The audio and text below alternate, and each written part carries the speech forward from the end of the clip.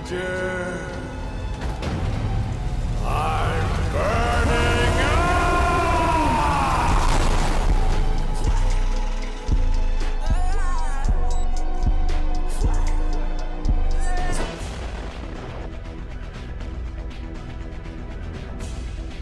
Now, I am not an expert in explosives, but generally, if something deflagrates, there will be smoke, and a lot of smoke if it's using a primitive fuel or oxidizer and or the stoichiometry is wrong. Like in primitive fireworks or black powder weapons or generally anything I put together. Yet, when you look at games and their depiction of smoke or dust in general, you will realize that relative to real life, there's not only far less smoke, but that it also disappears way too quickly, especially in indoor settings. So, why don't they just add more smoke and let it last longer? Well, I don't know.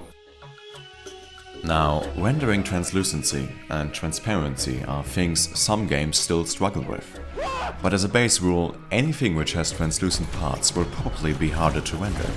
That's why optimized foliage looks like this and not like this.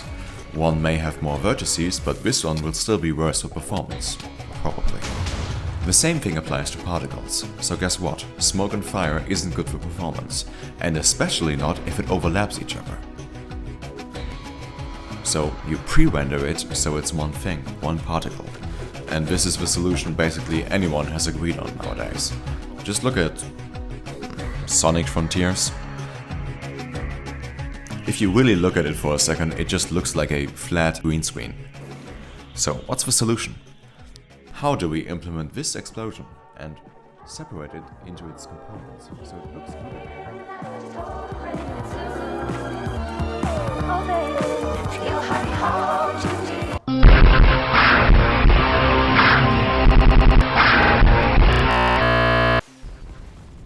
Now, okay, it's not that bad, but still, it's not optimal either. So, to make this video less sad, I added another feature. So, what's so special about this? Well, these pieces of debris or plumes of smoke aren't just visual decoration.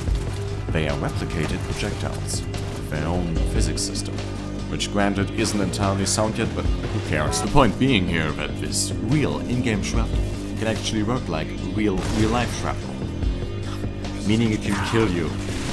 Now, you might say that this is bad game design, because the shrapnel spray patterns aren't predictable, but I say, shut up, this is realistic.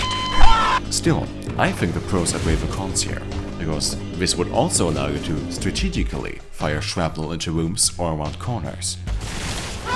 Something which I've personally never seen before in an FPS game, so I really think this could be a new fresh start to make the old style splashdown.